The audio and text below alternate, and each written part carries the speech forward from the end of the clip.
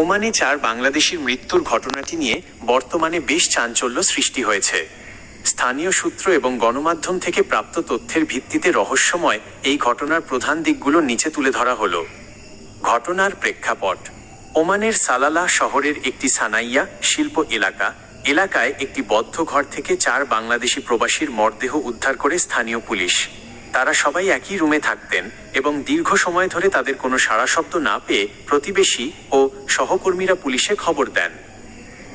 রহস্যের মূল কারণ ও প্রাপ্ত তথ্য: প্রাথমিকভাবে এই মৃত্যুকে ঘিরে যে বিষয়গুলো উঠে এসেছে: বদ্ধ ঘরের পরিবেশ।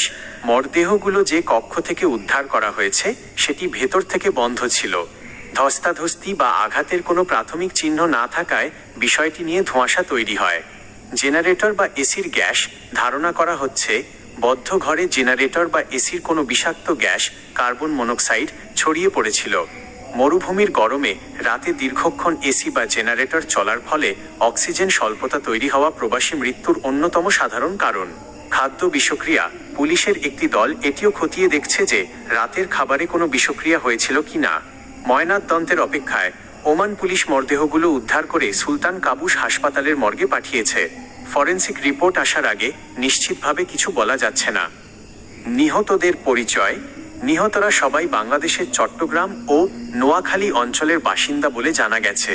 তবে তাদের পূর্ণাঙ্গ নাম ও পরিচয় নিশ্চিত করতে ওমানে নিযুক্ত বাংলাদেশ দূতাবাস স্থানীয় কর্তৃপক্ষের সাথে যোগাযোগ রক্ষা করছে।